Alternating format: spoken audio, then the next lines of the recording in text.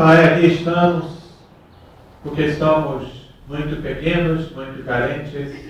Colocamos, Pai, nossas vidas em Suas mãos. Quero pedir, Pai, que o Senhor abençoe e ajude nossos irmãos que nem conseguiram chegar aqui hoje. Abençoe cada um. Esteja conosco, Pai, que aqui estamos porque precisamos do Senhor. Dependemos do Senhor. Sem o Senhor nada podemos fazer. Precisamos da Sua luz, precisamos do Seu Espírito, precisamos de Sua palavra. E como cantamos ainda há pouco, como vimos, Sua palavra é mais do que o pão para cada um de nós.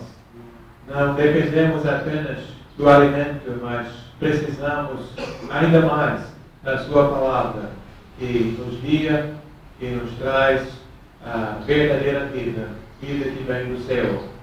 Abençoe, Pai, neste momento, a Sua palavra que será pregada, e abençoe cada um que vai recebê-la, que ela possa ser recebida como vindo diretamente do Senhor. É o que pedimos em nome de Cristo Jesus. Amém. Amém.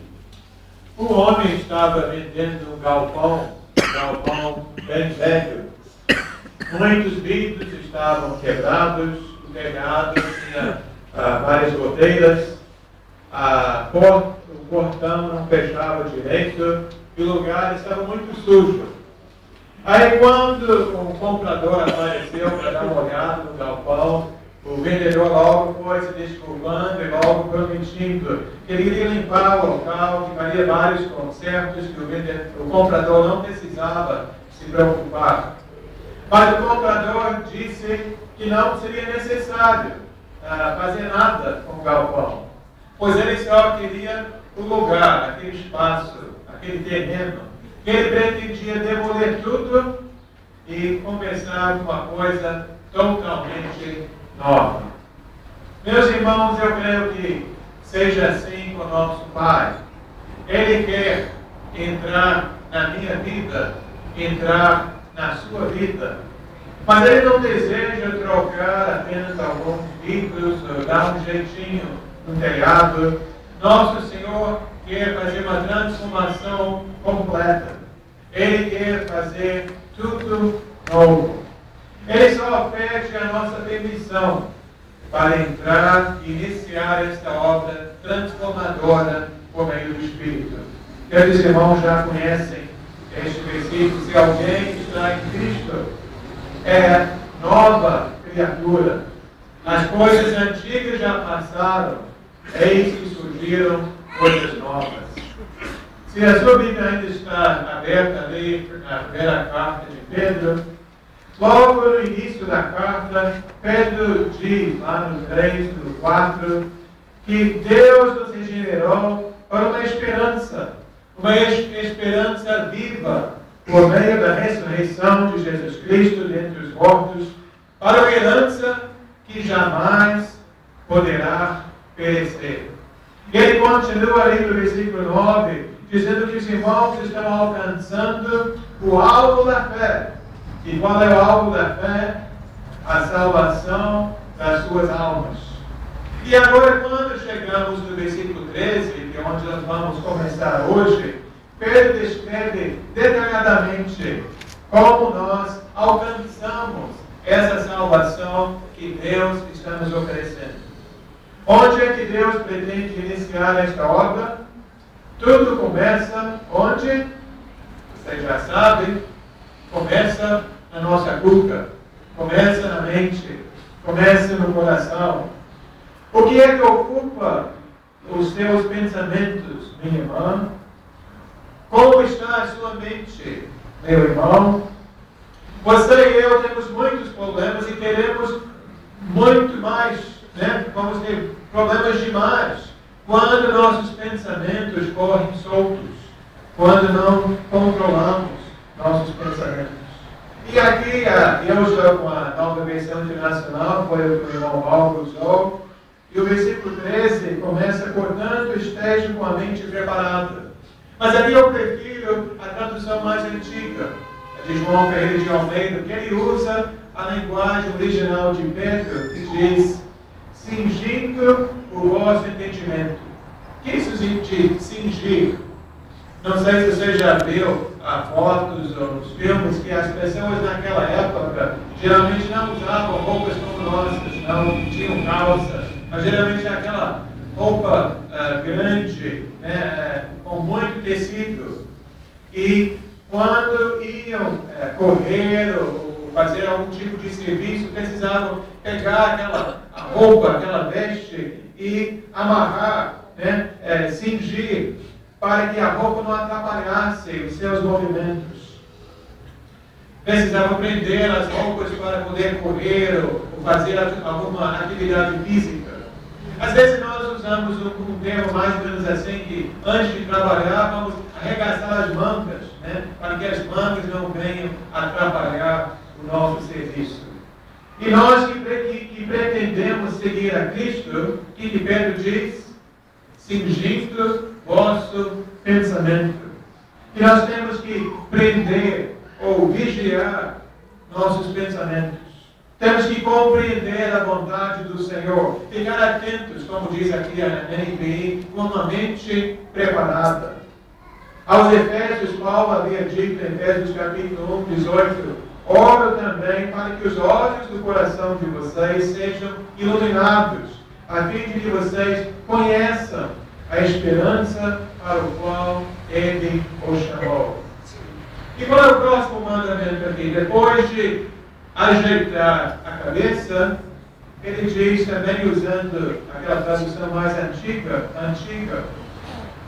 sejam sóbrios, sejam moderados. Isso significa muito mais do que abster-se da embriaguez. Quer dizer, seriedade do pensamento e na conduta. Você e eu que estamos buscando a salvação, devemos praticar o domínio próprio. Devemos viver uma vida equilibrada, uma vida firme. E o que é que vai nos ajudar a ficarmos firmes nessa caminhada? Aqui também fala, nossa meta, nosso alvo é a esperança. Esperança. O servo de Deus encontra forças nesta esperança, na graça que será dada no dia da volta de Cristo. Esta esperança nos anima para olhar em frente, antecipando a volta do Senhor. Quem esteve aqui na aula hoje, falamos sobre isso, né? A grande recompensa. Podemos passar por cima de muita coisa, sabendo que a recompensa é boa e certa. Você e eu sabemos que há muitos problemas nesta vida. Nem tudo é fácil. Mas Jesus é nossa esperança. A graça de Deus nos oferece um futuro melhor. Como dizia nosso irmão Daniel Valentim, que alguns aqui conhecem, para o cristão, o fim sempre será melhor do que o começo. E qual é o dever para aqueles que estão buscando essa salvação? A nossa leitura continua no versículo 14, 1 Pedro, capítulo 1, 14. Como filhos obedientes, não se deixem amoldar pelos maus desejos de outrora, quando viviam na ignorância. Então é interessante que a Bíblia é tão antiga, mas o mundo mudou muito pouco nos últimos 2000 anos.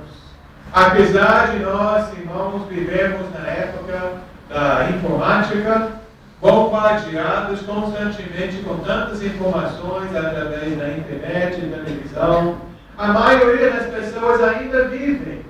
Aonde? Na ignorância. Todo mundo faz o que todo mundo fez e todo mundo continua seguindo seus próprios maus desejos. Infelizmente, colhendo consequências desastrosas de decisões destrutivas. O mundo tem um molde, né? Por isso que Pedro diz, não se deixem amoldar pelos maus desejos de outrora.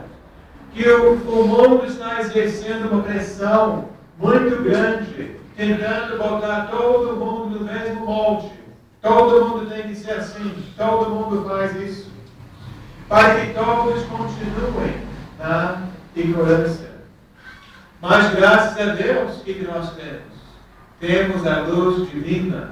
Temos a mensagem do Senhor. Nosso Pai está nos mostrando o caminho da vida. Amados irmãos, portanto, vamos ser o quê? O que Pedro diz? Sejam filhos obedientes. Filhos que ouvem e seguem a voz de nosso Pai. O mundo diz que tudo pode. O mundo diz que tudo é normal. Que agir assim não faz mal. Não vai fazer mal a ninguém. Mas a palavra de Deus nos revela que a pessoa que é guiada por suas emoções, por suas paixões, pelos desejos da carne, ela não terá um final feliz. Ela está caminhando aquele caminho largo, caminho que todo mundo segue, mas caminhando rumo à morte. A pessoa que se entrega às suas paixões acaba sendo escrava das mesmas. Os velhos desejos dominam as pessoas, e somente aqueles que se submetem a Cristo, obedecendo a Cristo, vão se livrar das armadilhas do pecado e encontrar a verdadeira liberdade, a liberdade de uma vida nova. A vida que é vida é viver seguindo nosso Pai. Olha lá, versículo 15. Assim como é santo aquele que o chamou, sejam santos vocês também, em tudo o que fizerem, pois está escrito, sejam santos, porque eu sou santo. Pedro aqui no versículo 16, ele cita uma passagem lá do livro de Levítico, Levítico capítulo 11, versículo 44. E se você já leu esse livro, até muitos falam que é um livro cansativo, né, com muitos detalhes, você já viu que essa palavra, santo, o santíssimo, é usada mais de 50 vezes naquele livro de Levítico.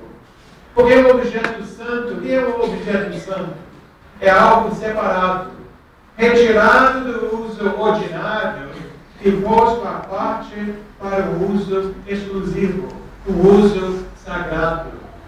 A ideia, quando a Bíblia diz que nós somos santos, é que nós que somos de Cristo fomos escolhidos para pertencer a Cristo, para pertencer a Deus. Nosso Deus é santo. Por que Deus é santo? Porque Deus é diferente. O nosso Deus, que nós também sejamos diferentes. Ser santo é o quê?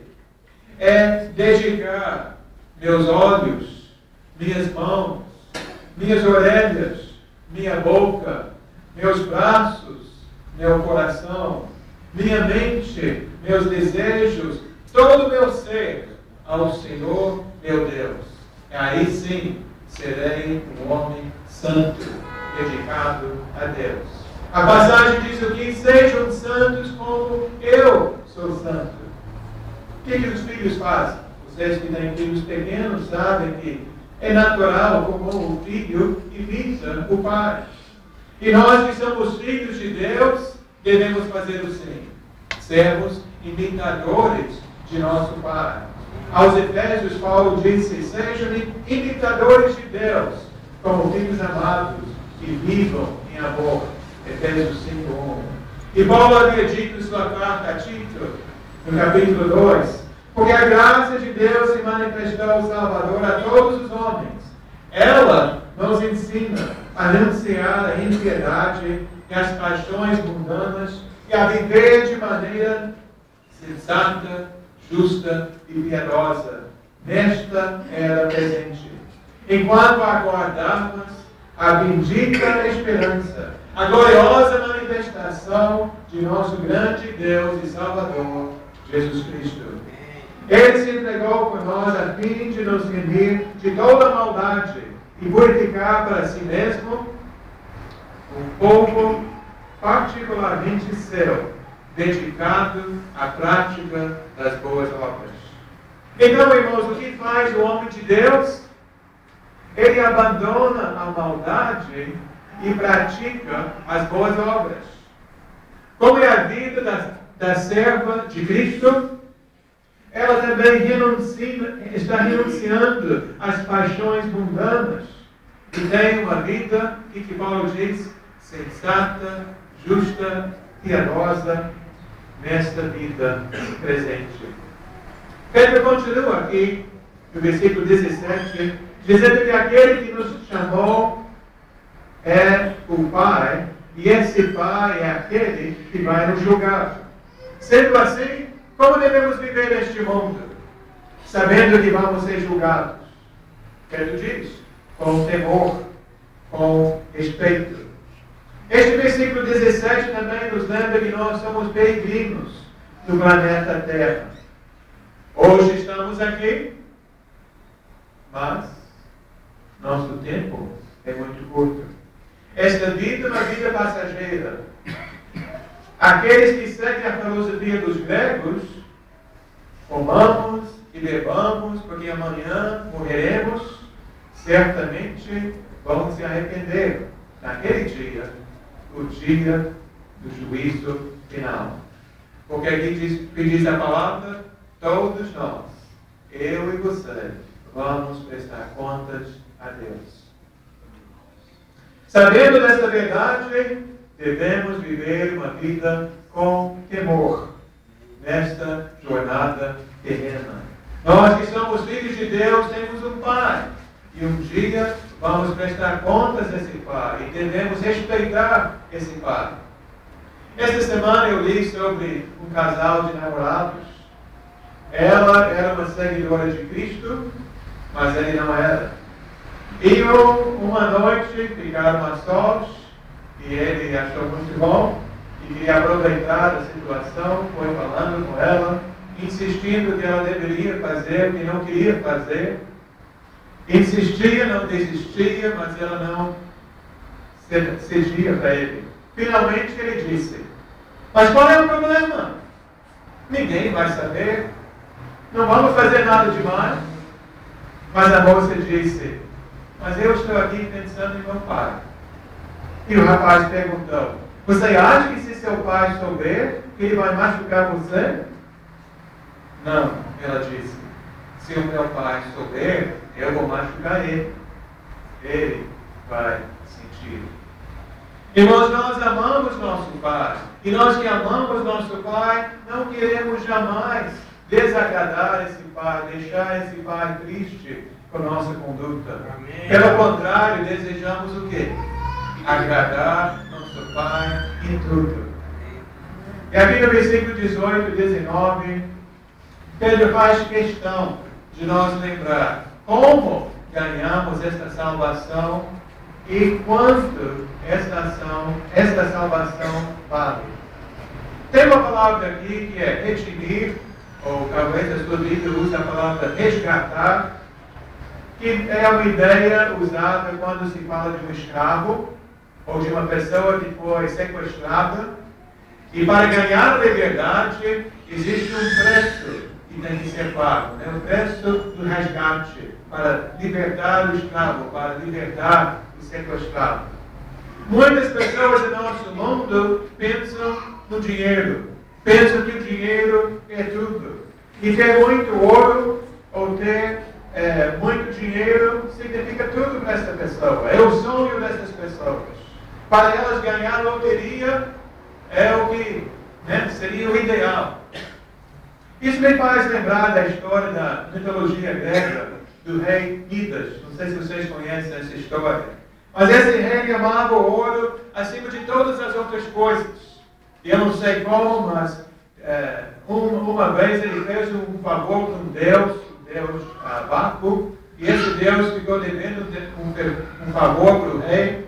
Então agora o rei cobrou para que o Deus concedesse para ele uma realização. Qual a realização que ele queria? Vocês que conhecem a história sabem. Tudo que ele tocava iria virar ouro. Ele achou o máximo, foi tocando a mesa, foi tocando a cadeira, virou ouro, estava cercado pelo ouro, mas teve um problema. Quando ele pegou a comida para colocar comida na boca? Comida também criou olho. Como é que ele iria se alimentar? Ele foi montar o cavalo também criou olho. Não podia andar no cavalo.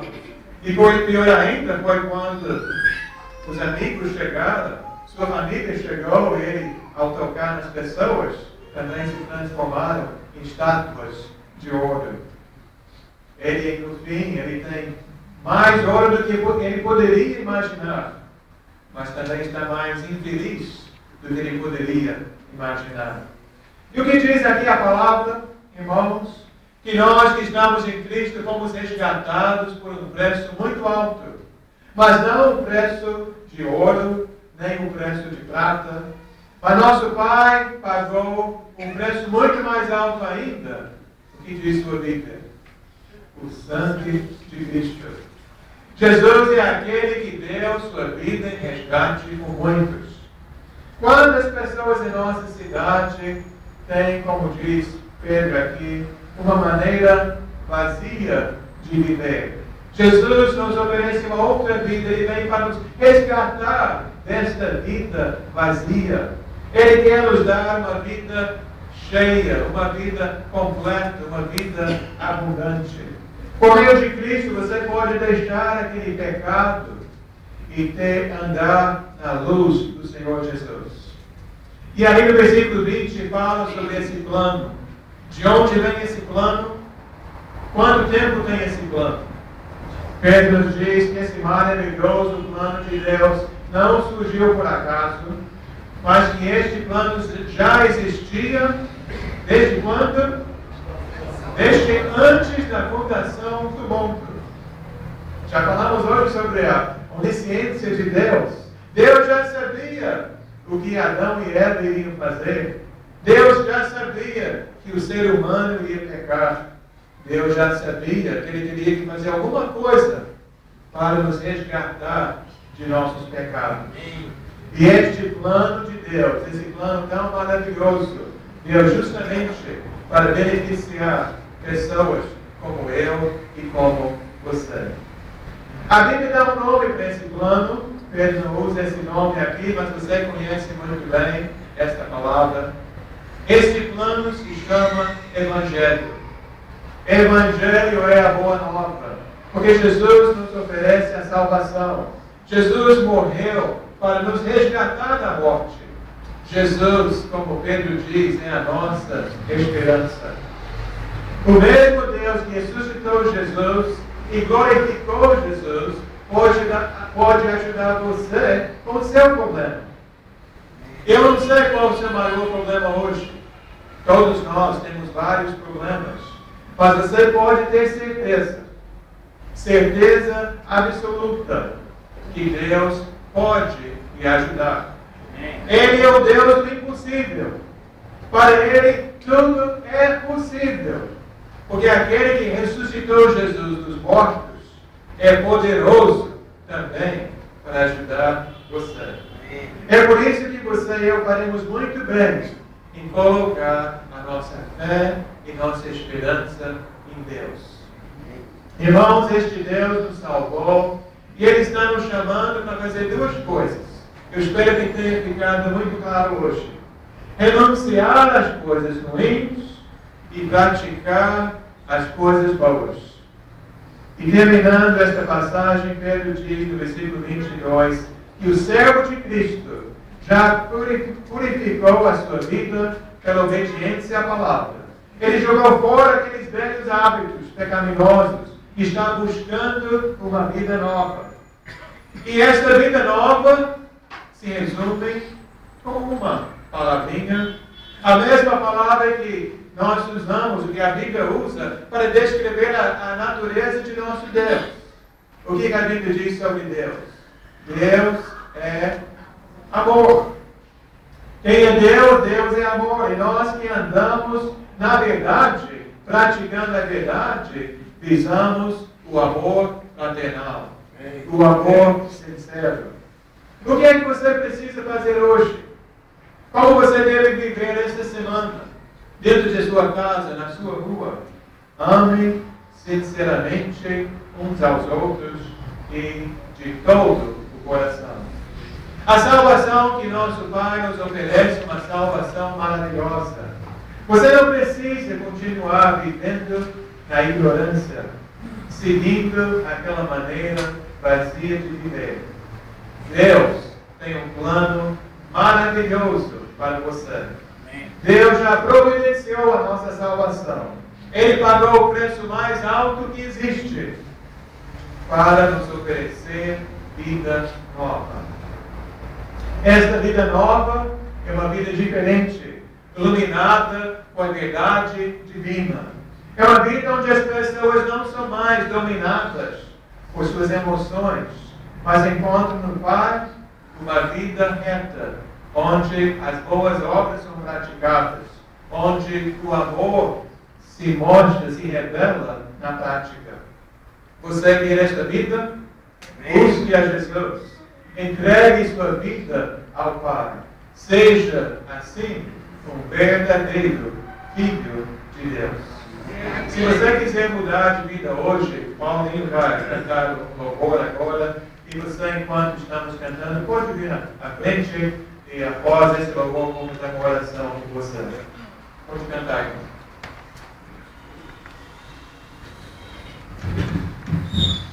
Vamos cantar novamente o número 118. 118. Eu sei que foi pago um alto preço para que contigo eu fosse o meu irmão. Quando Jesus derramou a sua vida, Ele pensava em ti, Ele pensava em mim, pensava em nós. E nos dias redimidos por seu sangue, lutando o bom combate do Senhor, lado a lado trabalhando, sua igreja edificando e rompendo as barreiras pelo amor. E na força do Espírito Santo nós proclamamos a Ti e pagaremos o preço de sermos um só coração no Senhor. E por mais que as trevas militem e nos tentem separar, com os nossos olhos em Cristo, unidos iremos andar. E na força do Espírito Santo nós proclamamos a Ti e pagaremos o preço de sermos um só coração do Senhor. E por mais que as trevas militem e nos tentem separar, com os nossos olhos em Cristo, unidos iremos andar. Unidos iremos andar. Amém. Vamos orar, irmãos. Pai amado, agradeço ao Senhor por sua bondade, sua misericórdia. Agradeço ao Senhor por sua palavra poderosa que mexe conosco, que toca os nossos corações. Agradeço, Pai, por cada pessoa que veio aqui na frente, até por outros, Pai, que têm o mesmo desejo no coração, mas ainda estão lá do banco. Que o Senhor possa abençoar cada um de nós. Confessamos, Pai, neste momento a nossa necessidade. E pedimos, clamamos ao Senhor, que o Senhor venha nos ajudar. Agradecemos, Pai, por seu amor tão maravilhoso. Amor que o Senhor demonstrou quando enviou o seu Filho Jesus para morrer na cruz do Calvário. E entregamos, Pai, nossas vidas em suas mãos, porque acreditamos em seu poder. Poder também demonstrado na pessoa de Jesus, seu Filho, que embora ele foi morto, embora ele foi crucificado pelos homens, o Senhor o ressuscitou. E hoje ele vive e reina ao seu lado direito. Nós também, Pai, temos esta esperança por causa de Cristo Jesus. E entregamos, Pai, neste momento nossos problemas em suas mãos, confiantes em seu poder. Confiantes, Pai, sabendo que o Senhor tudo pode. Faça, Pai, a sua obra em nossas vidas. Eu lhe pedimos em nome de Cristo Jesus. Amém.